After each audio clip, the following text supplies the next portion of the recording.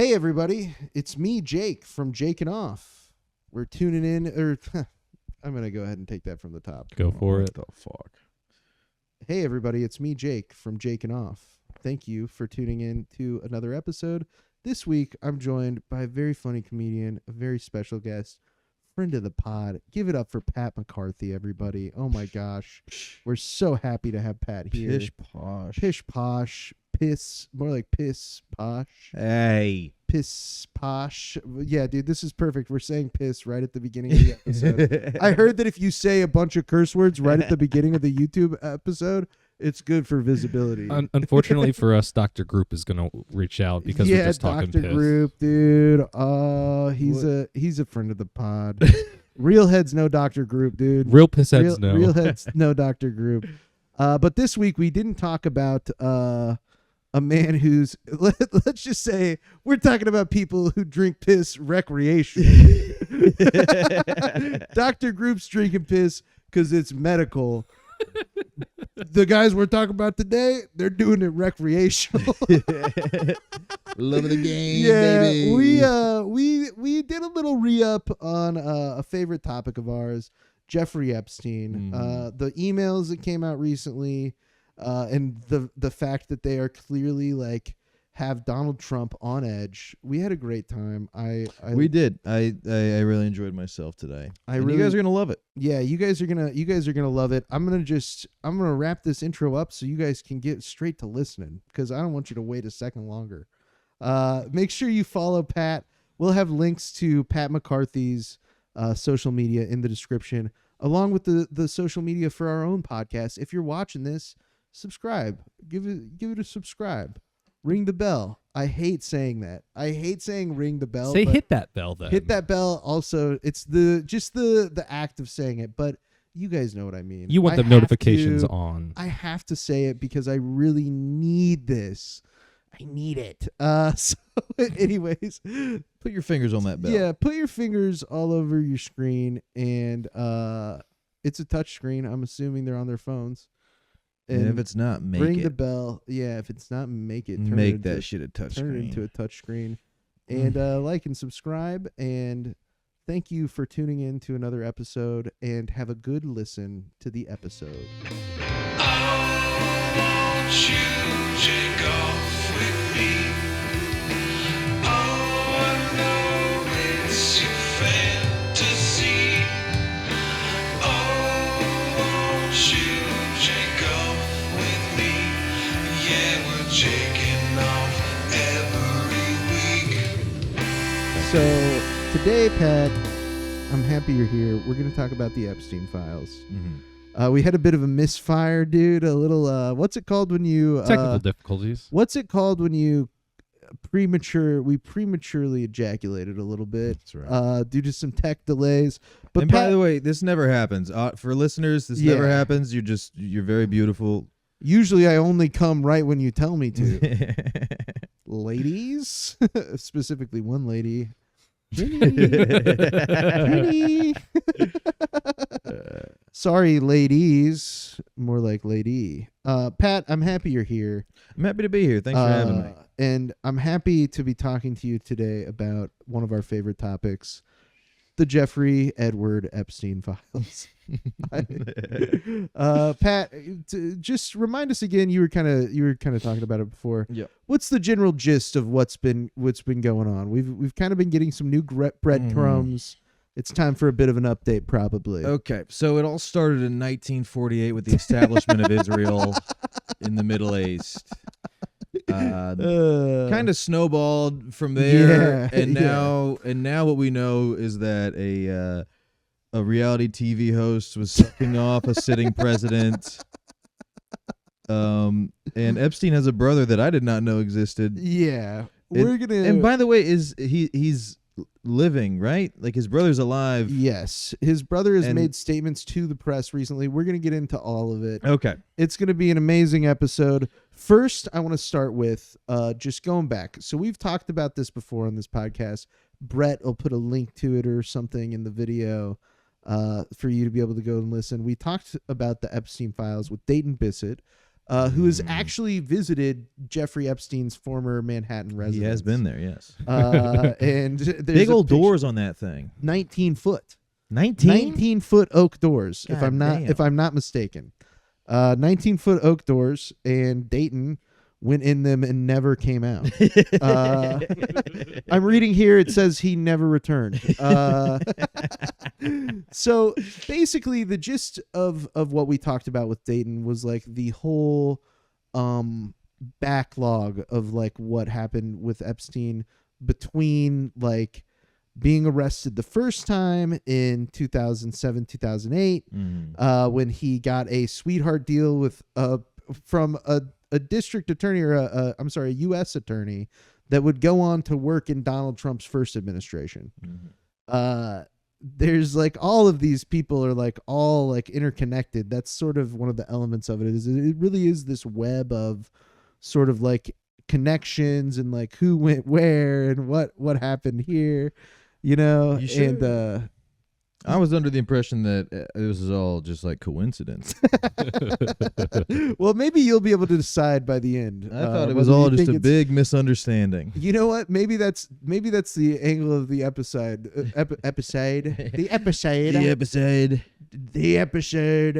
It's an episode.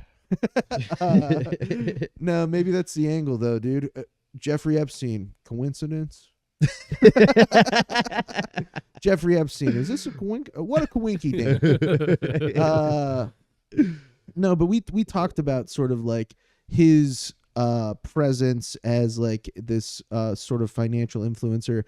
We're gonna play a couple of things. Financial influencer. Yeah, I don't think he was like on TikTok.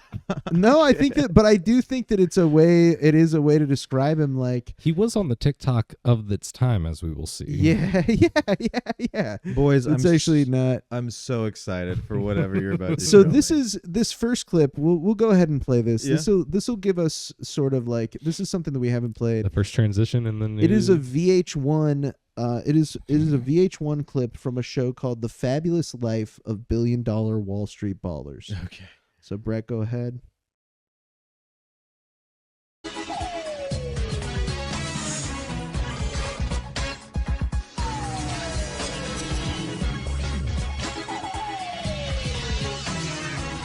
Pretty long intro. Yeah. Financier Gratuitous. Jeffrey Epstein.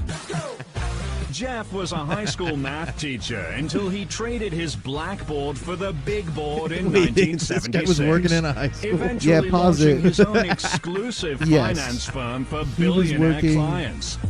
He was working in a high school. He was a high school teacher. His like academic background is in like literature, like classical literature. He's not like a finance, like, you know, he just is a guy who somehow, like some way, made people started saying that he was like a tax genius. And then he just had like a bunch of money, dude. It's, You know, everybody talks about all the bad shit he did to those kids. No one ever talks about all the stuff he gave back. He's a community man. it is wild to think about. Like He's a reader. there are people out there who were like, yeah, I used to think my favorite teacher that I ever had was Jeffrey Epstein. You know what I mean? Like, I tell you what, just about anybody who's been to high school in America, though, does have like a smaller scale story of that, where it's like, yeah, I loved my Yeah. high school art teacher, and then he Yes. fucked a student. that is, I think, ultimately like one of the things that is at the root of like this whole ordeal is, you know, ultimately I think that people really believe that there's going to be a ton of super powerful people that are implicated in this, and I think there's going to be a lot, but I don't think that it's going to be like, I don't think that it's as many as like the people on the high end. Like there are people who think that this is going to take down literally everybody. The vast majority of the names we're gonna see are gonna be people that you and I have never heard of. Yeah, we've And never who heard will never of. face consequences because they just have the Yeah. money, and we're not going to press anything about it because we don't know who these folks I are. think it might be kind of. We'll get into this. I think that they might have kind of a tough time, like, depending on. I mean, you know, obviously shit could become heavily redacted. Sure. we've gotten little breadcrumbs, as we said with the emails. That's right. But we'll see, because I think that there is an element of like public opinion that this is sort of like beholden to, that doesn't exist all the time. Like releasing the Epstein files is like one of the more sort of like nonpartisan issues that exists today, you know? And I think that a lot, like if somebody is sort of perceived to be like part of this guy's coalition of pedophiles and like sex traffickers and stuff, they're probably going to have kind of a rough time. I'm curious to see if it's going to take down Donald Trump. I don't know. That's not necessarily what I'm saying. But what I am saying is I don't think that there's a level like there are like more pedophiles that exist. Like the problem with Jeffrey Epstein is that there's too many of them. Tell me about the problem with Jeffrey Epstein. There's too many Jeffrey Epsteins everywhere. Kind of what you were saying, right? Like everybody like knows like a high school teacher who like they were like sleeping with like a kid or whatever, like that kind of stuff. Like there are just like a lot of pedophiles in general, like a lot of pedophiles in the world. People, I mean, there's this cartoonish like caricature of a pedophile that's like the guy in the beige jacket with the little mustache and the glasses and the comb over. And and you're just describing exactly what you're wearing. You're like, yeah, there's like this fucking I mean, everybody knows like this sort of like stereotypical pedophile. He's in like a beige hat. He's got like a fleece quarter zip from Old Navy that's got like a moose on it. He could have got the buffalo one, but he's got like the moose one. Then he's got white Converse and black jeans on, and you know he's just like twirling his mustache, just like thinking about what he's gonna do to those kids. Anyway, sorry, go on. But there is this like characterized idea of pedophiles, and 99% of pedophiles are just people in positions of power. Yeah, whether it's a politician or a boss, teacher, a boss, a cop. A parent, unfortunately, like hey, it's no coincidence. Yeah, coalition of pedophiles, COPS cop. You think about that? You think about that? No, that makes total sense though. Yeah, I mean, there were recently a police officer was arrested, and he ended up dying, I think, before he could go to trial in Kansas City, Kansas, for like he was like a pedophile and was using his position of power to like perpetrate that stuff. And so all that to say, like, I think that I think you mean penetrate. I think that the thing that is so intriguing to people about this specifically is that it actually is like these are problems that exist in a lot of people's lives.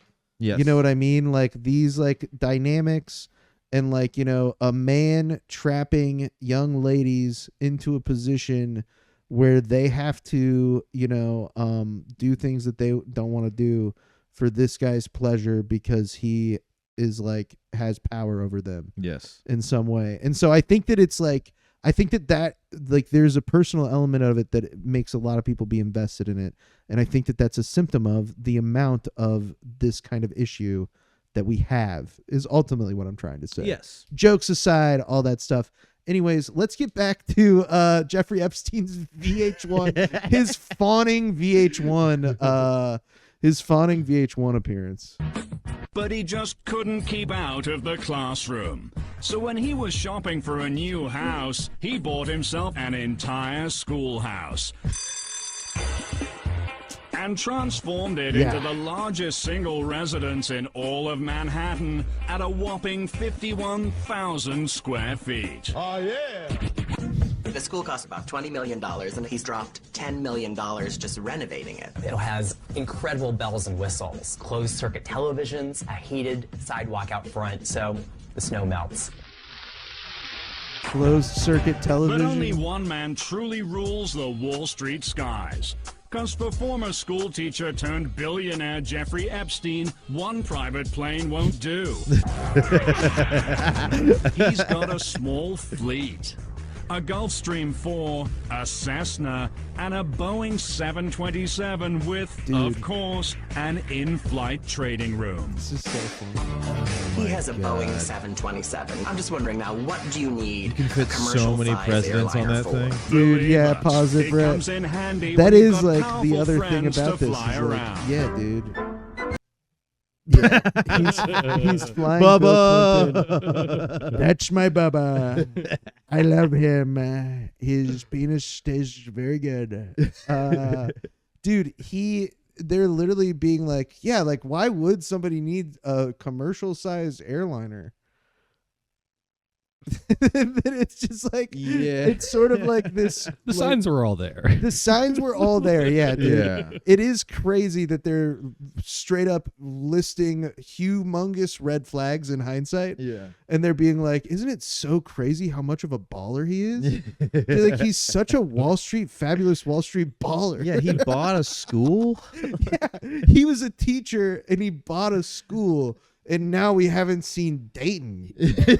Now we haven't seen Dayton in a long time. And Dayton won't return my text messages. Oh my God. Go ahead and keep playing it, Brett. Can you hit space? When Bill Clinton organized a week-long tour of Africa in 2002, why you got the Jeff gave Galaxy him a brain. ride in his personal 727 and took actors Kevin Spacey and Chris Tucker along for the trip. Now, for former President Clinton, it was a chance to investigate the problems of AIDS. Chris in Tucker of the Africa, Riyadh and Comedy perhaps, you know, Festival? a chance to hang out with some of his big Yeah. shot friends. The same. Jet setting with Bill, all The in a day's Scotties. work for Wall Street mogul. He unwinds in his $6.8 million Palm Beach villa. But no Wall Street island hopper grabbed a sweeter spread than our friend Jeffrey Epstein. With an estimated annual take of $75 million, he had more than enough cash to buy his own piece of the Virgin Islands. Jeffrey Epstein owns a 70-acre private island called Little St. James. It used to be a resort.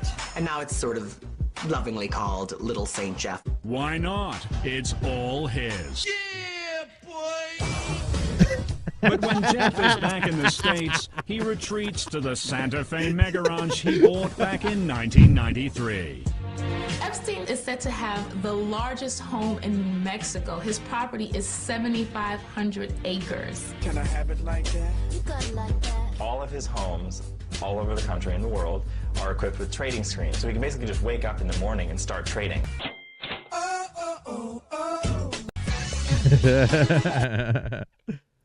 Dude. So yeah, that's just a little like slice of sort of like what people viewed this guy, or like how this guy was sort of like presented to people. And it actually is a little bit autobiographical. It reminds me of reminds us of the places that he owned, what he was sort of like doing, how everybody perceived that he makes money, And which is, just to be clear, I think that this guy was running like a honeypot for like some kind of like intelligence operation. Sure. I feel like at that point, I think that's fair. it's like, I don't know if it was for Israel or the United States or both, or maybe like even more countries than that. Like it could be really like sort of anything. It's kind of this Pandora's box of Might have been doing it for fun, man. You might just like that shit. just for the love of the game. Just love the game. You just do a honeypot just to feel something. It's like, Hey, God, I'm so sick of being Jeffrey a Epstein's a regular Pooh Bear, dude. He's walking around the island. Pooh Bear. He's walking around the island in just a red shirt. Nothing else on on. underneath. Hey, Brett, can you do one of those He's- memes? You know how they turned Xi Jinping into a Pooh Bear meme? We should do Jeffrey Epstein into a Pooh Bear meme. He gets fucking raided by the FBI in like 2011, and he's like, "Oh, bother." Exactly, dude. But precisely. And the thing is people had There's so many piglets on this island. Oh my God, there's dozens of piglets on this island. It's been shipping piglets on a commercial airliner for Yeah, years. dude. They all have blonde hair just like Dayton. That's terrible.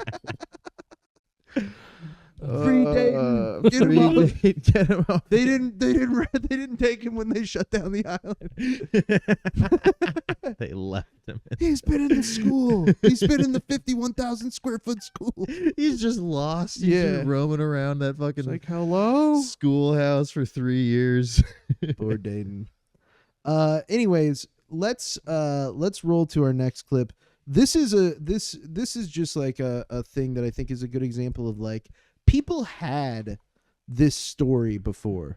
Like people had this story and they were like ready to basically expose a lot of shit about Jeffrey Epstein. This lady's name is Amy Roback, and this is a hot mic moment that was caught, like where she's describing her sort of experience with trying to do a big piece about Epstein. Sure. I've had the story for 3 years. I've had this interview with Virginia Roberts.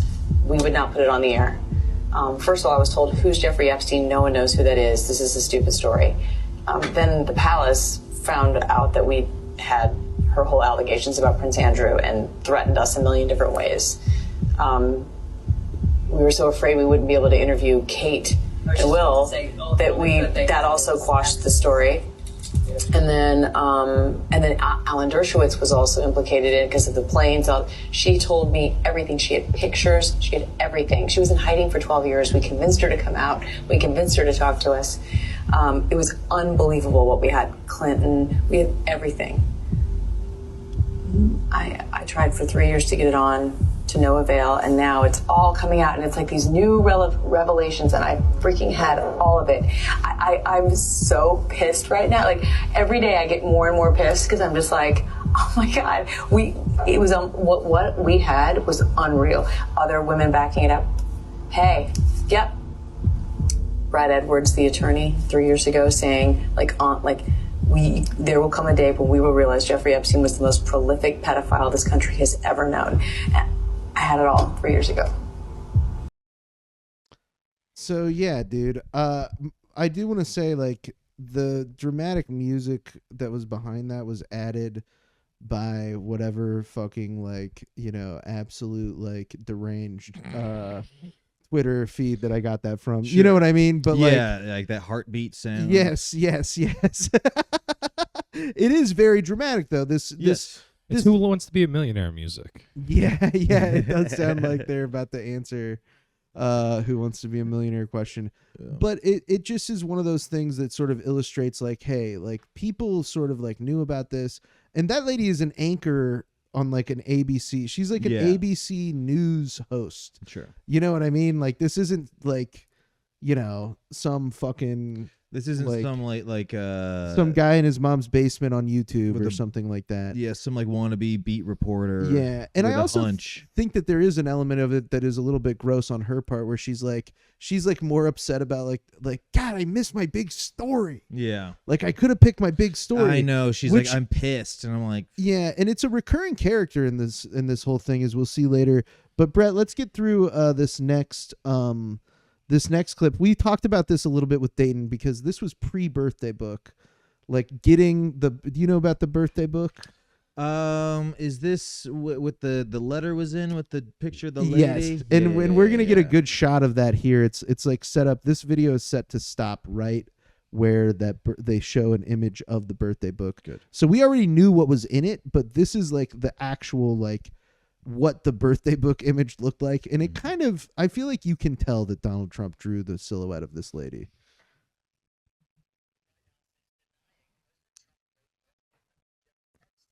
I am so sorry about that. It's okay. This guy British. We're working out the kinks.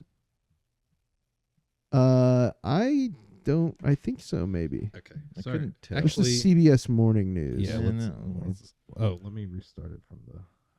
Yeah, just go ahead. I keep it's like in the middle of the screen. It's on the guy's shirt. We need to set the fucking profile so it's an old person cursor. Yeah, we do. I wonder if you can do that like right now while you're... No, I don't want to do that. The White House is denying President Trump wrote a birthday letter to Jeffrey Epstein more than 20 years ago. The birthday note was released yesterday by the House Oversight Committee, along with more records from the Epstein estate. Now, the message apparently bears the signature of President Trump and is typed with an outline of what appears to be a naked woman. The note was first reported by the Wall Street Journal in July. At the time, the president described it as fake, and he's now suing the outlet. On this alleged woman are like very small. Adolescent, yeah. Yeah, it looks like. But the hips are very adult. In his defense, the hips are very adult. Yeah, it does. The bottom half of this, I have no issue with. The top half is concerning. The bottom half, whoa. It is in the fact that the silhouette has no arms is kind of yeah. Like the no arms is a choice. Pat needs to move over or something. Oh yeah, sure. Do you think the signature looking like a bush is intentional? Yes. You think he did that as a little goof? That was reported about, like, that his signature is like supposed to be sort of like where the pubes would be. Yeah. And we talked about that. So this came out, like, the fact that this existed was like the story was published right when we were sort of recording that previous episode.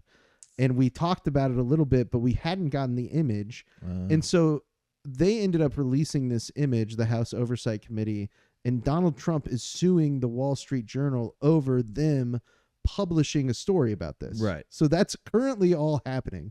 Brett, let's go to this last sort of setup clip really quick. This is a guy talking about...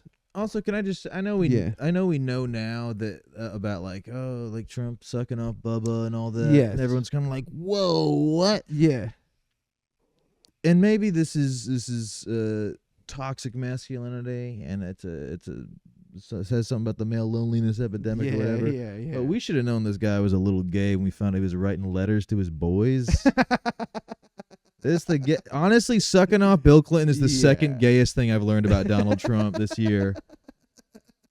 It's a good point. It's a fair point. So another person who's been wrapped up in this is Prince Andrew. Are you familiar with Prince Andrew? On sort of like a cursory level, yeah, I know he's the brother of the king. Yes. Yeah. All you got to know is that he is. I know he's involved, entangled, and deeply. he recently lost his royal status, right? He lost his royal status completely. That's correct. They did like the sword thing in reverse, where they took back. Yeah, exactly. They made him draw the cross upside down on his chest. No, they took his royal status away. This is this clip I found interesting. This is a guy. His name is Dr. Andrew Lowney. Dice Clay. Dr. Andrew Dice Clay. He's like, forget about it. You're not a royal anymore. Forget about it. What island? No, this guy is Dr. Andrew Lowney, and he is known for doing like a very good biography about Prince Andrew and his wife. They're the Duke and Duchess of. Who cares? You know what I mean? Like, that shit doesn't even matter to us. Like, I don't even eat at Burger King. You know what I mean? Sure. And so, like, I don't even go to restaurants. Yeah, I don't even go to restaurants that have like King or like Dairy Queen. I'm not eating there. Sorry. This is America. You know, how about Dairy Republic, dude? Dairy Democracy. Yeah, how about Dairy? How about Dairy Constitutional Republic? But Burger Democratic Socialist. This, I think you'll understand why this is so interesting. Go ahead and roll it, Brett. This is a relatively short one. So here we are with him in Mar-a-Lago, as you see, with Epstein. Sorry, can you see okay? Epstein, a woman called Gwendolyn Beck, who Andrew took to the island, and Melania. I had various references in my book to Melania Trump. Epstein had actually been her lover before Trump, but Trump didn't like that in the book, so he ordered it to be taken out of the book. After about 60,000 copies had been printed, so it seemed to be a pretty pointless gesture, but anyway, our publishers did it, but I keep spreading the word.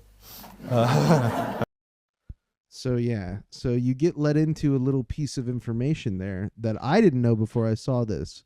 Wait, so who's the guy talking? He is the biographer of Prince Andrew. Gotcha.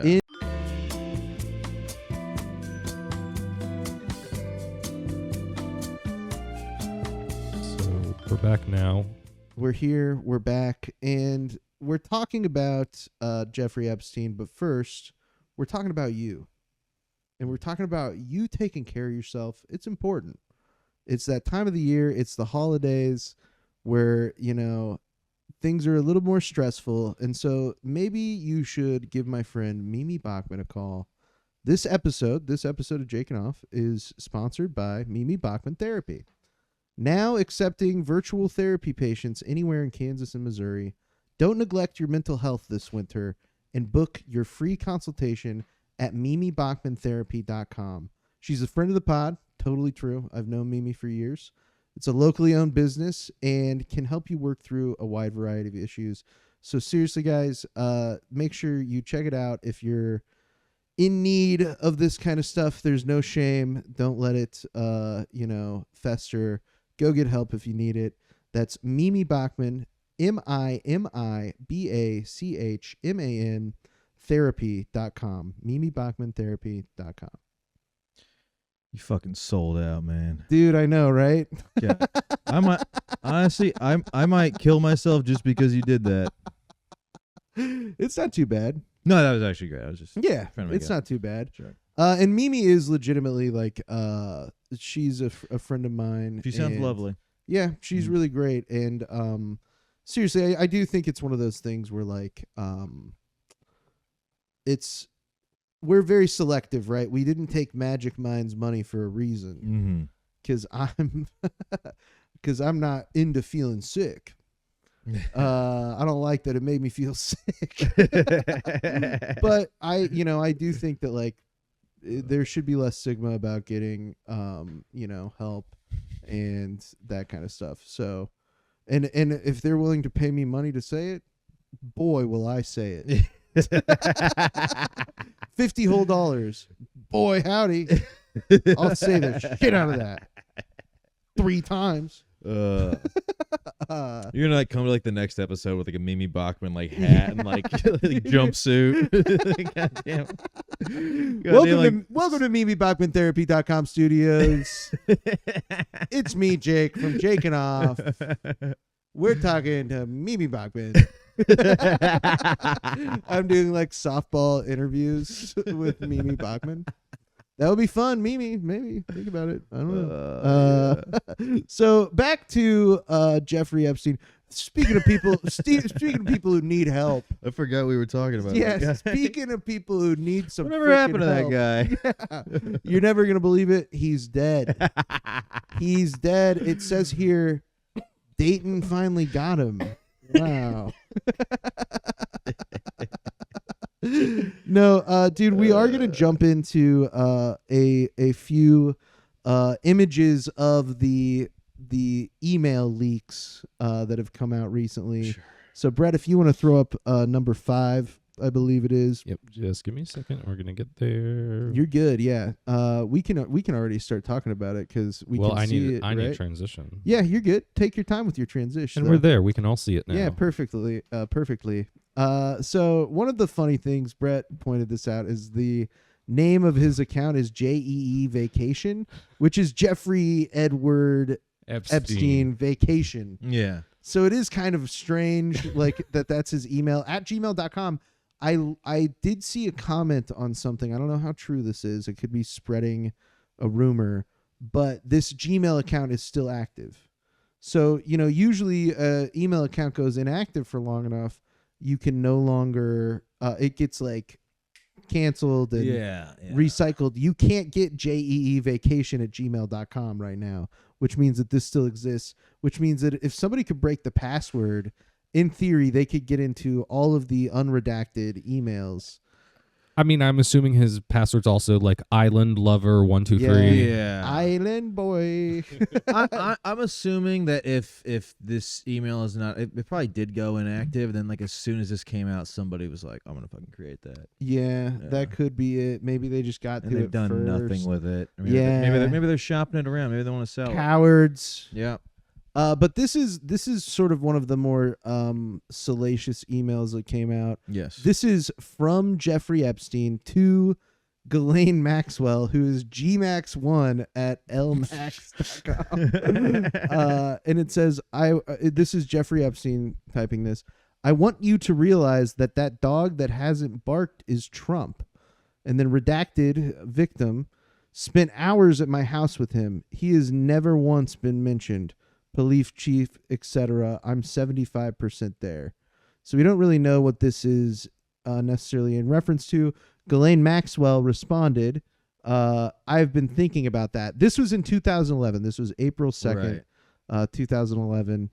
And at the bottom, there's something that says the information contained in this communication is confidential, may be attorney-client privilege, may constitute blah, blah, blah, blah, blah. It's a long sort of like disclaimer. I don't know exactly what that's about. I don't know if that is something that exists in there because this is things that have been like it's official documents now, yeah, from like a court case that's happening now, yeah, from a court case that's happened before, and I don't know if that's in reference to what we're seeing or if there's something below this that we haven't seen. Exactly. Yeah. So it's hard to know what to make of that, but it's pretty easy to see that Jeffrey Epstein is like worried about Donald Trump talking about what he knows, or maybe that Donald Trump is worried about Jeffrey Epstein talking about what he knows. Like they clearly have like the relationship is one of mutual dirt. It's clearly very contentious. Yes. We think of them as being like the best of buds until the very last moments. Yeah. But it does seem like there is some truth to like what Trump has said about like yeah, I didn't like that guy. We weren't friends.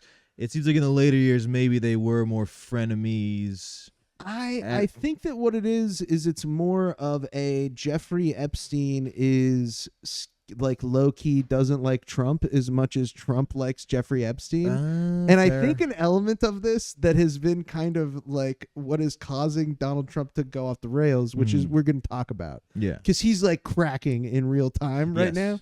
And I think part of it is the fact that he's having to come to terms with the fact that Jeffrey Epstein was his best friend, but he wasn't Jeffrey Epstein's best friend. It's like a total like I think it's a total mind fuck for him. I tell you what, yeah, I mean we haven't seen Epstein write any gay letters to Trump. Right. Yeah. Dude, and so it's kind of one of these things where what this illustrates more than anything to me is that Jeffrey Epstein did not think very highly of Donald Trump. But Donald Trump, like up until like, you know, he started running for president and stuff like that, he seemed like he was having a good time like partying with all these guys and stuff like that. Like there's the picture of him patting Bill Clinton on the penis. Yeah. Has been sort of gone viral recently, and so he definitely is one of these sort of like characters that that seemingly like saw Trump for who he was, which is just like sort of an annoying like nepo baby rich guy, and like it was like you know, hey, look, I'm a pedophile, but like this guy sucks. Trump is just another guy on the island. Yeah, he's another guy on the island. And I think that ultimately it shows that Jeffrey Epstein had a very like sort of transactional relationship with this guy. Yes. Like he wanted something from him, and that was maybe like compromising information about this guy. He maybe wanted to you know, get some sort of like inside knowledge to sell to people or whatever. He just needed some honey to put in that pot. Right. Yeah. And we still don't know exactly how many or like how exactly Jeffrey Epstein got all the money that he had. You know what I mean? That part is still unclear. Like people talk about the Epstein client list, and like I think what a lot of people don't understand is like they're not talking about an Epstein client list necessarily that's like these are all the people where it's like Jeffrey Epstein has a ledger that's like, and I sent 3 kids to Bill Clinton, check. Like, you know what I mean? It's not like a ledger. He's not like drop shipping children to Bill Clinton. I mean, he kind of is, but like, that's not what they mean by the client list. What they mean by the client list is the people whose money he managed. Right. And who he was like involved with and how he came to have as much money as he did. because again, this guy was a school teacher at a very wealthy private school in New York. In a very private Ralph's just in New York. What Sorry. is that? I was just doing that British guy from. Oh yeah, that was bad. I'm sorry. Yeah. No, you're fine. Like, Brett finally chimed in, and God, did you miss, dude? The first thing you said. Yeah. 15 minutes, and I did not get it. At all Brett's doing is yelling at Pat and then just fucking bombing, dude. Brett's snapping at the guests and then eating shit. No, it's okay. I get what you were going for, but don't let that happen again. No, but he went from like being a teacher at a private school to like having millions upon millions, if not billions of dollars. Like, we don't really completely know that aspect of it yet. Right. And I'm hoping that maybe whatever does get released will shed light on that. But Brett, pull up the next one. You were talking about Jeffrey Epstein's brother earlier. I was, yeah. Mark Epstein. And this is the infamous Bubba email. Yes. So Bubba email, you're good, is from Mark Epstein. And this is sort of a long thread, Brett. We might need to we can't zoom in. Oh, that's right. Okay. This is the kind of thing that we needed to run into. Yeah, that's okay. We're gonna work around it. Yeah. Well, maybe, but if you zoom in, wouldn't it zoom in for the people watching too? But we don't want to freeze it. No, it's that we have the scene set. If we had another scene where we knew we were gonna be scrolled in and zoomed in, I understand now. Okay, egg on my face. That's okay. No, basically though, in this email thread, because I know it by heart. Is Mark Epstein sends Jeffrey Epstein an email asking about the fact that he had recently been diagnosed as pre-diabetic, which been there. I'm Epstein and I are alike in that way, in that we both have been diagnosed pre-diabetic. And Jeffrey's the only way, I hope, as well. I think that's both of our names do start with J. So there's another way that we're alike. So Jeff is pre-diabetic. Jeff's pre-diabetic, and Mark is asking Jeffrey about it. He also mentioned something about Donald Trump. How's it going or how's Donnie doing or whatever? And he said, all good, Bannon with me. So he's like with Steve Bannon. So Jeffrey Epstein is with Steve Bannon when he sends this email. And then Mark Epstein replies, ask him if Putin has the pictures of Trump blowing Bubba. Basically is like, and people have speculated that maybe this could be referencing President Bill Clinton, who was nicknamed Bubba, and that potentially Donald Trump is sucking Bill Clinton in a picture. What if the pictures come out and we find out that it was Bubba Sparks the whole time? Whoa! I was actually sucking Bubba Sparks. Booty, booty, booty, booty, rocking everywhere. That's my favorite place to have booty, is everywhere. That would be sick, honestly, dude, if it was Bubba Sparks. Dude, if it's... you know what? I'll say this. If it turns out that Donald Trump sucked Bubba Sparks' penis and he's actually not implicated in the Epstein files at all, I'll fucking vote for him. I'll vote for him. I'll vote for him if he runs again. The third time? Yeah, if he runs for a fourth time, actually. It'll be time number 4 that he's ran for president. Oh, that's right. Yeah, if he goes for it and it turns out that he's not implicated in any of these Epstein files, which I think is the thing that won't. I think that it's more likely I think it's more likely that he actually did blow Bubba Sparks that he's not implicated. If anything, we'll just find out that he blew Bubba Sparks, and then we'll all be like, "Dang, Bubba Sparks is in the Epstein files." It's more likely that he was getting fucking Eiffel Towered by Bubba Sparks and Bill Clinton at the actual Eiffel Tower. Yeah. Oh. It was a typo. I actually meant Bubbas. Plural on that. Yeah. Blowing. Putin had the picture of Trump blowing Bubbas. Trump blowing the Bubbas? Yeah. He's just blowing bubbles. We all do it. You get some big league chew. It was Hubba Bubba. I was blowing Hubba Bubba bubbles. I was blowing Hubba Bubba while blowing my hubby Bubba. Yeah, it was blowing. Hubby Is Bubba it frozen sparks. again, Brett? No, we are good. I was Thank just transitioning back to the scene. Perfect. I think we can actually. Well, we don't want to do it too quick. Oh, you were transitioning back to widescreen. Yep. Perfect. Yeah, I think that that's one that we got to wait on. Yes. The Bubba we got to wait on, dude. I don't know that we're going to get an answer right away about that. They're talking about like a 30 to 60 day period before this next like sort of round of releases happens. Yeah. So I'm curious to know what shit is going to be like then. We got a couple more of these. It's going to be a fun Christmas. It's going to be a fun Christmas. Did you just check your watch? I'm dreaming. Did you check your watch to see the date to know if it was 30 No, I days? forgot my watch today. Oh. Yeah. I don't know why I thought you checked your watch. I don't know why either. Speaking of checking your watch, it's time to look at another one of these emails. So this next one, this is also just to sort of, the reason why I included this one is this sort of shows how kind of entrenched this guy was with people who were not just involved in Donald Trump's administration. This lady, Kathy Rumler, she was a White House counsel in Barack Obama's administration. Okay. So she was a lawyer at the White House. Obama. Barack Obama. What a guy. I hate him. He's my second favorite Democratic president that I've met.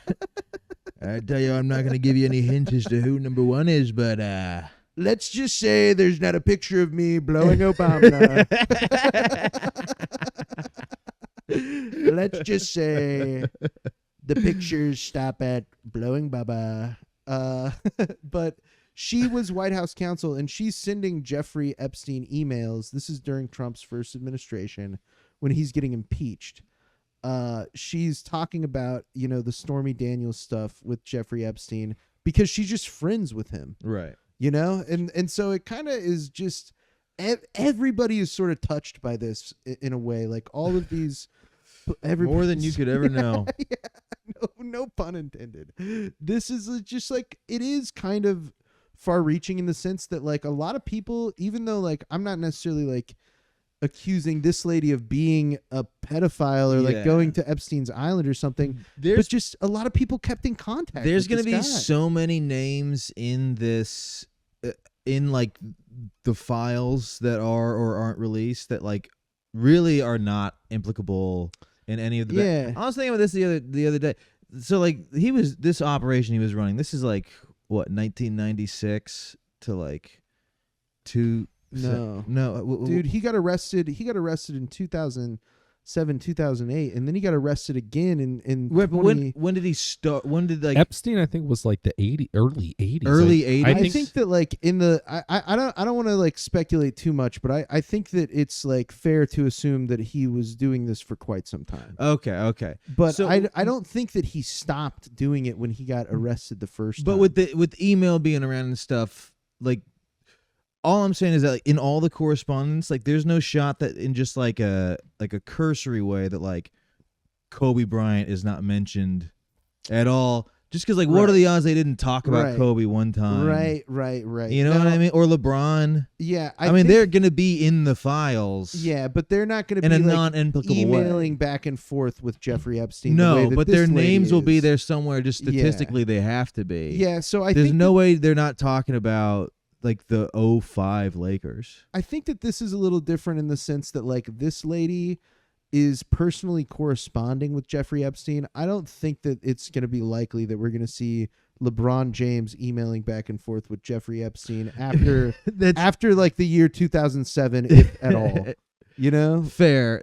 But that is, you know what I'm saying. I get what you're saying. I think that this lady has a little bit more stank on her because it's like what this guy did at this point. This is 2018. This is in 2018. This is a year before he kills himself in prison. Yeah. Allegedly. Yeah, allegedly. Allegedly. I'm I'm alleging Jeffrey Epstein killed himself, folks. He was hung in his cell. You know who else was hung? My good pal Bubba. Yeah. Let's just say Jeffrey wasn't the only thing that was hung into my mouth. I sucked his dead toes. Speaking of being hung on a cell, I got a picture on my phone of Bubba's penis. Buddy. Yeah, but she's just chatting with the guy. Sure. And we'll talk about another person who worked in Democratic administrations named Larry Summers a little later. Larry Summers worked in Obama and Bill Clinton's administration. But for now, Brett, we can go on to the last email that we're going to look at for now, which is Michael Wolff, who wrote a stand-up comedian out of New York, right? She's got the voices like meow, meow, meow, meow. No, nope. It's Michael Wolff. It's not. I'm sorry. I really got to turn that grandpa cursor on. Yeah, dude. Fire up the grandpa cursor. Shout out to Michelle Wolf. Michelle Wolf. I didn't understand who you were making reference to. I was thinking Jamie Wolf. Oh, he's great. He's very funny. Yeah, but very no, funny. yeah, Michelle. Look at Michael and Michelle. Yeah.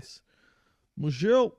So, this email though, Michael Wolff is a guy who wrote a biography about Donald Trump, or not a biography, but a book about Trump's first administration, and it was like very salacious. A big knock on this guy is the fact that he knew a bunch of fucked up shit that Donald Trump was doing in his first administration, and instead of like making it known, just kept it private so he could publish it in his book. Right. And which kind of goes back to that clip of that lady talking about earlier. Yeah, exactly. Yeah, that same like sort of thing. The same sort of like situation where like it really it's kind of sheds a light on the inner workings of like, not just a potential like large scale human trafficking ring, but like also like how the media interacts with power, and this sort of like dynamic that exists where these guys are all sort of like in the slop, even though Michael Wolff might not necessarily be going to Jeffrey Epstein's island or partying with Jeffrey Epstein. He has a relationship with the guy where Jeffrey Epstein is reaching out to him because he released a bunch of this is pre-Trump administration. I'm seeing 2015. 2015. now. This is pre-Trump administration, all the way back before Donald Trump had become president. And he the would first go time. on to write the book. Okay. And he would go on to write the book, but he's already doing the research at this point. Sure. Like he's like glommed onto this shit. He's like, I think there might be something to this guy. And he has a very interesting relationship with Jeffrey Epstein because he has hours upon hours of recorded interviews with Epstein about Donald Trump specifically, where Jeffrey Epstein talks about how scared he was of Donald Trump. Really? Yes. And he kept this all to himself. Scared in what context? Like, well, it kind of is illustrated in this email. So let's read this. Yeah. So the first one is Michael Wolff emailing Jeffrey Epstein. I hear CNN planning to ask Trump tonight about his relationship with you, either on air or in scrum afterwards. This was the night of a Republican debate, December 15th, 2015. Jeffrey Epstein responded, if we were able to craft an answer for him, what do you think it should be? And then Michael Wolff responds by saying, I think you should let him hang himself. If he says he hasn't been on the plane or to the house, then that gives you a valuable PR and political currency. You can hang him in a way that potentially generates a positive benefit for you, or if it really looks like he could win, you could save him, generating debt. Of course, it is possible that when asked, he'll say, Jeffrey is a great guy and has gotten a raw deal and is a victim of political correctness, which is to be outlawed in a Trump regime. Man, that's super dark. That's some fucking slime, dude. Like, for real. And the fact that they're talking about this in this way, I don't think it's a coincidence. You know what I mean? No. And it just goes to show how many people, and obviously like you said, like he got arrested in like 2007, 2008, and like so like Right. some of this stuff was out, but like so many people knew about the shit that was going on. Yes. So many people knew about the shit that was going on. It makes me feel slimy. Yeah, that I've just been living here. So many people know that it was like that. It was implicating some very powerful individuals. Yeah. And instead of being brave and like shining a light on all this shit for people, they said, oh well, actually it's more conducive to my personal situation if I just sort of like let this happen and shutting up is a virtue to these people. I can gain from this. Yes. There's something to be gained for me personally by letting something bad happen or doing bad things. Yeah, man, because like you heard him say it right there. He's going to owe you. He's going to owe you something. Yeah. So it really is just sort of, I feel like that email is like the slimiest one. That's kind of why I saved it for last of the emails. Brett, we can go to now. We're going to move into the section of the podcast, which we're going to have a lot of quick hitters. This is going to be a lot of fun. Yeah. Because this is the part of the podcast where we take a look at how Trump is coming apart at the seams right now. And we're going to start with this clip that just happened this week. Trump snapped on a reporter at the White House while Mohammed bin Salman was visiting the Crown Prince of Saudi Arabia. Yeah. I love Saudi Arabia. They're a perfect country. Right before this, he said that MBS didn't have anything to do with Jamal Khashoggi getting killed, which is like he's the reporter that they had killed over there. Yeah, and he was saying like, oh well, he didn't know about that, and it's like, yeah, he did. Yeah. But anyways, here's the clip of Trump freaking out on a reporter. You're gonna psych it. You're a terrible person and a terrible reporter. As far as the Epstein files is, I have nothing to do with Jeffrey Epstein. I threw him out of my club many years ago because I thought he was a sick pervert. But I guess I turned out to be right. But you know who does have? Bill Clinton, Larry Summers, who ran Harvard, was with him every single night, every single weekend. They lived together. They went to his island many times. I never did. Andrew Weissman, I hear. All these guys were friends of his. You don't even talk about those people. You just keep going on the Epstein files. You're going to psych it. Yeah. So it's he's calling the reporter. You're an awful reporter. You're sick in the head. He's clearly stressed. Yeah. I think it's obvious that he is stressed out about what is happening. Mm-hmm. And he doesn't have his usual zhuzh. He doesn't have his usual zhuzh. He's being very short with people. Yeah. Which could be a sign of like aging potentially or something like that. Also, I would just like to say that like when he was talking about Epstein just then, he's like, I kicked him out of my club because I thought he was a pervert. Turned out I was right. Implying that like he just like had a hunch about this guy. Yeah. Well, you know what's so He's funny? like, I was taking a guess in bingo. Dude, you know what's so funny actually, Brett, when you have the chance, let's pull up number 10. This is the last email that we're going to look at, and I saved this one for after this clip because this is an email from Jeffrey Epstein to Michael Wolff again. Yes. And this is really funny because it just says it's redacted victim Mar-a-Lago, redacted sentence.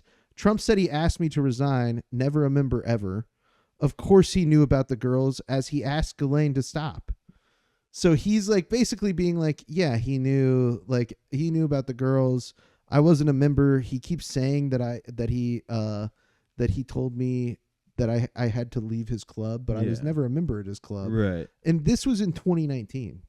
This was like just before Jeffrey Epstein would die. Yeah. Would kill himself. Do we know? Allegedly. So is Epstein here saying that he asked Ghislaine to stop what? Like, do we have any context to stop for that? recruiting women from from Mar-a-Lago, from Mar-a-Lago because That's they right. recruited some girls from Trump's resort For to a moment there, I was like, he was like asking them to stop. Maybe he really is kind of like a hero. Yeah, he just wanted them off of his turf. Right. He's talked about them like taking like young girls from his employment. They stole them. They stole my girls. What up? Oh no, we're good. Oh, okay. I was just telling you I was transitioning. Oh yeah, nice. Yeah, so that is just sort of funny. Like, it completely contradicts what Donald Trump is still saying to this day. And that's an email that we already have. So, like, imagine what's going to come out when they release even more of this shit. And I think that people are really worried that all of this stuff is going to get redacted. And if I can go out on a limb and speculate.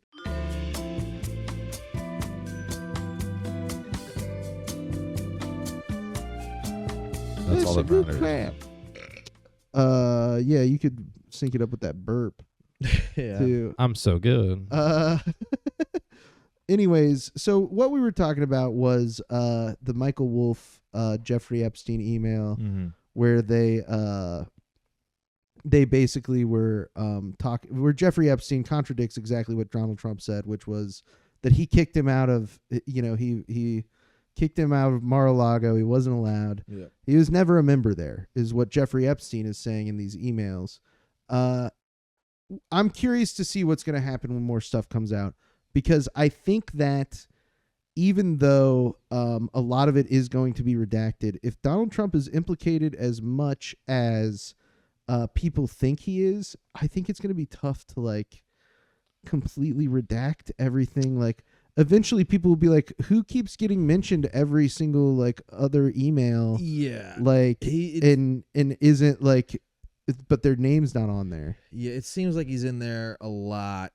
And it's just a lot of like details that would identify Donald Trump too, like even outside of just like his name. So I think it just is going to be difficult for them to totally redact everything that has him in it. And like, I don't know. It's going to be really interesting to see what comes of this. I'm really curious, and I wish that there was some way for us to fast forward to the future, but we can't. We just got to wait it out, Jake. I'm sorry. Yeah, but we can't. The only thing that we can do is we can revel in the present, which is going to be great with our next clip, which is the sort of inciting incident of something that I am referring to exclusively as Piggygate.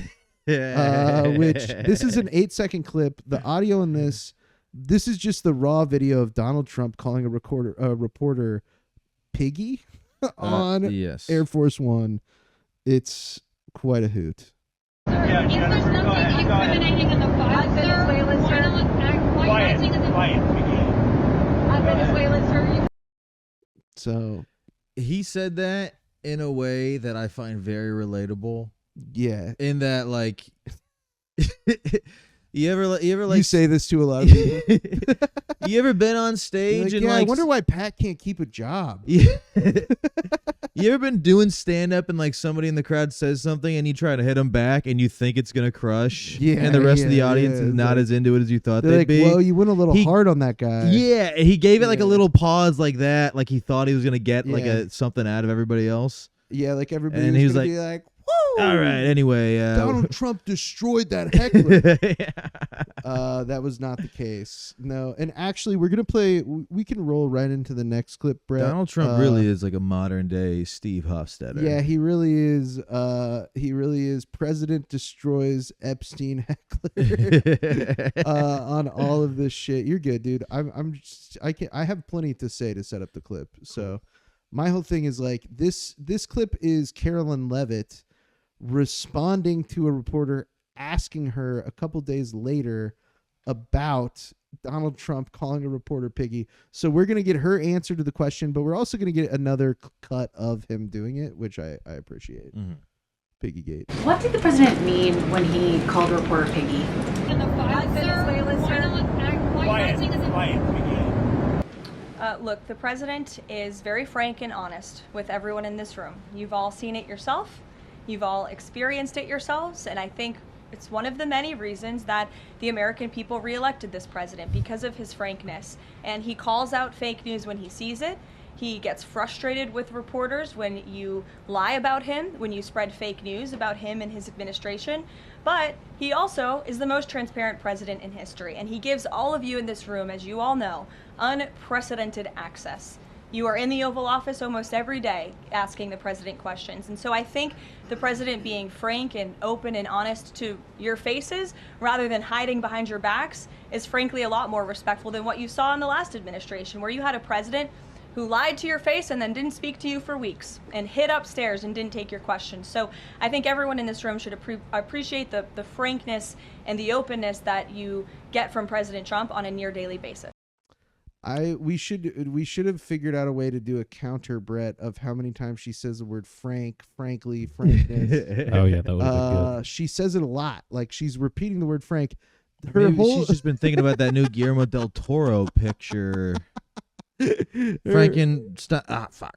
Dude, her whole entire like answer is like, what, are you mad at him for being honest? She's a fucking piggy. Like, I don't know why you would be so upset at him. Joe Biden would never call that lady a piggy because he's a liar and a coward. Her whole explanation really was just like, listen, he calls them how he sees them. Yes. Also, the thing she's about, like the unprecedented acts. Did they not ban the Associated Press earlier this year? Yeah. Didn't they ban like AP from the? Yeah. Well, dude, not to like rest on the fucking the more minor aspects of the shit she's well, saying. You're noticing something which is like hypocrisy, and like that's not to say that there wasn't hypocrisy in like previous presidential administrations. Of course. Pat, but the hypocrisy that exists now. Pat, could you lean in a little more? Please? Oh yeah, sure. The hypocrisy that exists now is this lady is being like, we're the most transparent presidential administration of all time. Mm-hmm. Yes, the president has spent the last several months trying to prevent the Jeffrey Epstein files from being released in any way. But other than that, he's very transparent. He called that lady a pig. He called her a pig. Look, I'm sorry, you guys don't like honesty. That's a you thing. What's the context? I can't hear the question. The reporter he called the piggy. What was she asking? Was she asking about Epstein? She was asking about the Epstein files. Gotcha. And the same thing with the guy that he snapped on in the first clip that we watched. That was also with the Crown Prince of Saudi Arabia. Mm-hmm. He asked a question about Epstein, and he's coming apart at the seams, dude. And I think that to me is the biggest sign that like there's something in here. Yeah. There's something in here. Big time. And we don't have this. We didn't have this on here because I kind of am curious to how this is going to play out.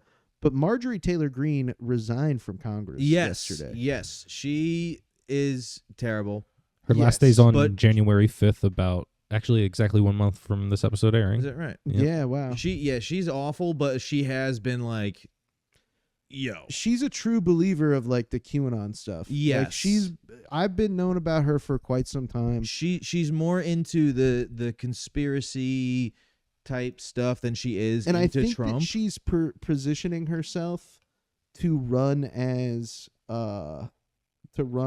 almost to the right of like the Republican Party, like in a way where she's like, actually, like, I'm the only true Make America Great Again person, and like that's why I'm teaming up with Nick Fuentes. Yeah, you know what I mean. Like, and I think that's really what's gonna happen. She's probably waiting for the building to burn down and the rubble to settle, and so she can pick up the crown and put it on. Yeah, exactly. Yeah, and you notice one of the things we kind of mentioned him earlier. Donald Trump in that clip with the Crown Prince of Saudi Arabia, he mentions like, why is nobody talking about Larry Summers? Nobody who's bringing up like these people or like Bill Clinton or whatever. Larry Summers is also in a bit of fucking hot water. I think that the reality is that nobody knows him as much because he's not the fucking president. He was in one of the. Why does everybody talk about him all the time? He was in one of the emails earlier, right? Summers. I don't think that he was in any of the emails. Was his name mentioned in something that we looked at? His name has been mentioned and Donald Trump mentioned his name. Yeah, I don't think we in the video with in the that Crown video. Prince. But I remember when he said that, I recognize the name from earlier. Maybe yeah, I'm just he's probably come up at a certain point before this, like, because he's all over this shit. Like, he was friends with Jeffrey Epstein. He seems to be a friend that Jeffrey Epstein actually liked. Yeah. You know what I mean? Like, he seems to be a guy who Jeffrey Epstein actually liked hanging out with. That's why Trump is going after him. He was his best friend's best friend. Yeah. He thought Summers was the third wheel. Yeah. He was like, "Oh yeah, me, Jeff, and that guy Larry that we bully." But no, it seems like because he kept correspondence with Jeffrey Epstein that was like very like friendly, like even after he got arrested the first time. You're right. Like, and Larry Summers knew about it. Like, and it's really like made him sort of disgraced. Yes. Would be a good word to put. He's a Harvard professor, and he recently I saw this video. Yeah, so this that might be the where video. I know the name from. Yes. Okay. So this is a video that is.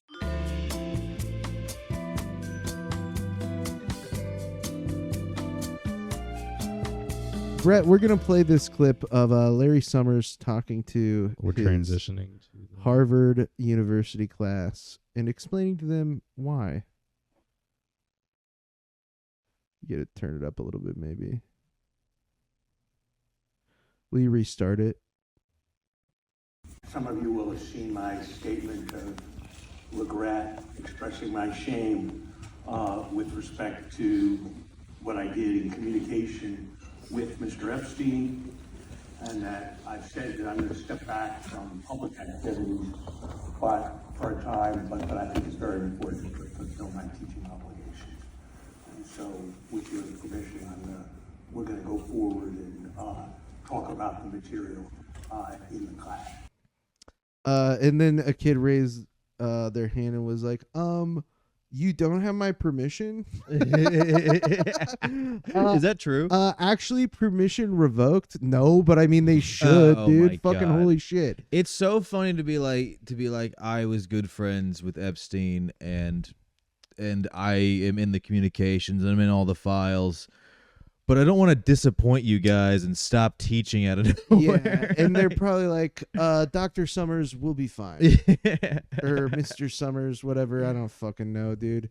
It's crazy. It's crazy that this guy went in front of his class and addressed this and then thought that he was going to be able to keep his job, like we kind of talked about. He's not teaching at Harvard anymore. Yep. He's stepped back from He's all actually of his... Brown. Yeah, Brown took him. Yeah, he got the call. He's moving to Yale. Yeah. He's transferring to Dartmouth. Let's just say there's going to be a new head of the Skull and Bones Society. Now that they know this guy's got the juice. So yeah, man. I mean, we didn't know you had it like that, Larry. He's kind of a snaky little snake as well. And one of the things that I learned about this guy through doing research about this podcast for this episode specifically is that he allegedly had an affair with Hillary Clinton. Is that right? Larry Summers and Hillary Clinton allegedly. I'm alleging. It's me that's alleging that Hillary Clinton sucked off Larry Summers. She was blowing Larry. It doesn't sound as good as blowing Bubba. She was just trying to get back at Bubba. Yeah, she was licking Larry. Read that in the emails. They were licking. Bubba. That's awesome. Yeah. So yeah, I'm back on this guy's side. Actually, I'm all for this. But yeah, man, that kind of brings us to the conclusion. I appreciate you toughing it out with us. We're doing some technical sort of experimentation. Listen, some things in life are worth the wait, and I think you guys are gonna get there. Yeah, I think so too. It's gonna be worth it one of these. It's gonna look really good on the episode. Like the beautiful thing is like everything that we did can sort of be. We've been cobbling shit together. It's not going to take me 3 hours to edit this because as you saw before we started recording the whatever time before we actually got started, but like Yeah, it's going to be smooth. We're going to be able to bang things out quicker. Yeah. I think the audience will appreciate And we're it. only gonna get this like more of this shit figured out as we go too. Like there were like a couple of things that we weren't prepared for that we just gotta like learn. But I really, really, really appreciate you. Of course, but no, doing it I with appreciate us. you guys having me. Tell people where they can find you, Pat. Make sure you follow Pat. I will. Which is camera? That camera? Either one. That camera. Just that camera, actually. Yeah. You can find me on Instagram at Pat McComedy, TikTok at Patty Legs. Nice. And I don't think I have anything coming up. I'm hosting like a live Mario Kart tournament in a couple of weeks, but it sounds like that might not even happen now. So I don't even know. Holy shit. We'll put links in the description. Yeah. To Pat's social media. Check Make me sure out. you give Pat a follow. For the love of God, I'm going to be Go see a designing some comedy stickers. show. Come see a show. Buy a Good comedy sticker. show. Good comedy sticker. And as always, if you're watching this, if you're not already subscribed, what are you doing? You just watched a whole podcast of us talk about Jeffrey Epstein. You not subscribed? Go ahead and subscribe, pal. I'm gonna need you to subscribe and turn on the notifications. Hit that bell. Yeah, hit the bell, please. And as always, you can follow us on Instagram. We're on TikTok as well. We'll put links in the description for those things. And give us a like, give us a review also goes a long way. And yeah, thanks for tuning in. Brett, you got anything? Thanks for trooping it out with us, everyone. Yeah. We got some technical difficulties, but they're for the better. And you're not even going to notice them, honestly. Yeah, you guys aren't. The movie magic is going to take care of all that Yeah. for you. But you lucky dog. It's not going to stop me from jerking off. I'll tell you that. I'm jerking off to Jakin.Off. I love you. I love you. Thank you so much for listening. Bye-bye. I'll see you later.